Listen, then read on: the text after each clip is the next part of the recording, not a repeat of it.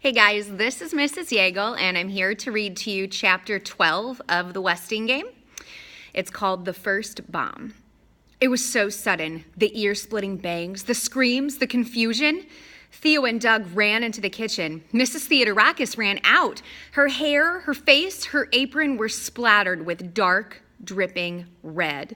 "Blood!" Sadell Pulaski cried, clutching her heart. "Don't just sit there," Catherine Theodorakis shouted. "Somebody call the fire department." Angela hurried to the payphone on the wall and stood there trembling, not knowing whether to call or not. They were snowbound. The fire engines could not reach Sunset Towers. Theo leaned through the kitchen doorway. "Everything's okay. There's no fire." "Chris, honey, it's all right," Mrs. Theodorakis said, kneeling before the wheelchair. "It's all right, Chris. Look, it's just tomato sauce." Tomato sauce? Mrs. Theodorakis was covered with tomato sauce, not blood. The curious heirs now piled into the kitchen, except for Sadell Pulaski, who slumped to the counter. She could have a heart attack and no one would notice.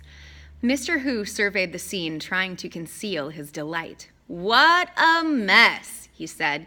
"That row of cans must have exploded from the heat of the stove." The entire kitchen was splattered with tomato sauce and soaked in foam from the fire extinguishers. What a mess. George Theodorakis regarded him with suspicion. It was a bomb. Catherine Theodorakis thought so too. There was hissing, then bang, bang, sparks flying all over the kitchen. Red sparks, purple sparks. Cans of tomato sauce exploded, Doug Hu said, defending his father. The others agreed. Mrs. Theodorakis was understandably hysterical. A bomb? Ridiculous.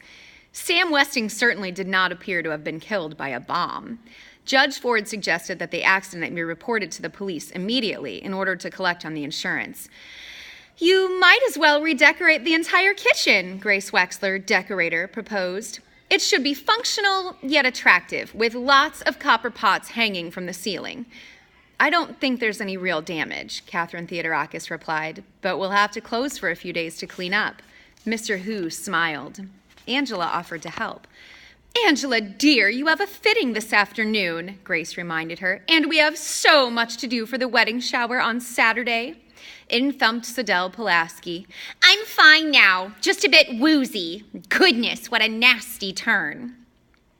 Having recovered from the nasty turn, Sadell Pulaski settled down to transcribing her shorthand to Polish, then from Polish to English. Startled by loud banging on her apartment door, she struck the wrong typewriter key. "Open up!" Recognizing the voice, Angela unbolted the door to a furious Turtle. "All right, Angela, where is it?" "What? The newspaper you took from my desk?" Angela carefully dug through the embroidery, personal items, and other paraphernalia in her tapestry bag and pulled out the newspaper folded to the Westing obituary. "I'm sorry, Turtle. I would have asked for it, but you weren't around." "You don't also happen to have my Mickey Mouse clock in there too, do you?" Turtle softened on seeing her sister's hurt expression. "I'm only kidding. You left your engagement ring on the sink again. Better go get it before somebody steals that, too." "Oh, I wouldn't worry about anyone stealing Angela's ring," Sadell Pulaski remarked. "No mother would stoop that low." The thought of Grace being the burglar was so funny to Turtle, she plopped down on the sofa and rolled about in laughter. It felt good to laugh. The stock market had fallen 5 points today. "Angela, please tell your sister to get her dirty shoes off my couch. Tell her to sit up and act like a lady." Turtle rose with a tongue click very much like her mother's, but she was not about to leave without striking back. Arms folded, she leaned against the wall and let them have it. "Mom thinks Angela was the one who stole the shorthand notebook." That got them. Look at those open mouths. "Because Mom asked to see it, and Angela does everything she says." "Anyone could have stolen my notebook. I didn't double lock my door that day."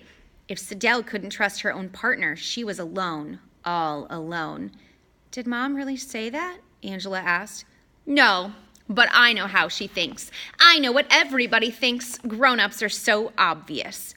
"Ridiculous," scoffed Sadell. "For instance, I know that Angela doesn't want to marry that sappy intern." "Ridiculous, you're just jealous of your sister."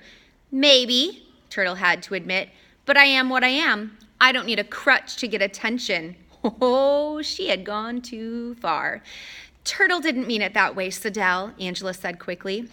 She used the word crutch as a symbol. She meant, that people are so afraid of revealing their true selves, they have to hide behind some sort of prop. Oh, really? Sadell replied. Then Turtle's crutch is her big mouth. No, Angela thought, hurrying her sister out of the door and back to their apartment. Turtle's crutch is her braid.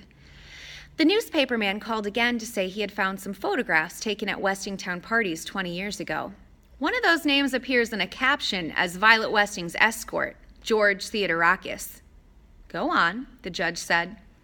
That's all. He promised to send her the clippings in the Westing file as soon as he was shoveled out. The judge now knew of 4 heirs with Westing connections: James Hu, the inventor, Theo's father, her partner, Sandy McSuthers, who had been fired from the Westing paper mill, and herself. But she had to learn more, much more, about each one of the heirs if she hoped to protect the victim of Sam Westing's revenge. She would have to hire a detective, a very private detective, who had not been associated with her in her practice or in the courts.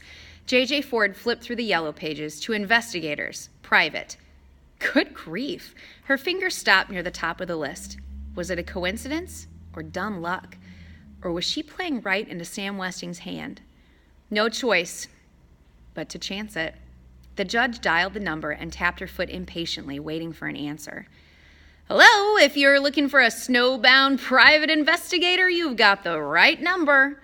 Yes, she had the right number. It may be a trick, but it was no coincidence. The voices were one and the same. I wonder who she called. You'll have to keep reading. Bye, guys.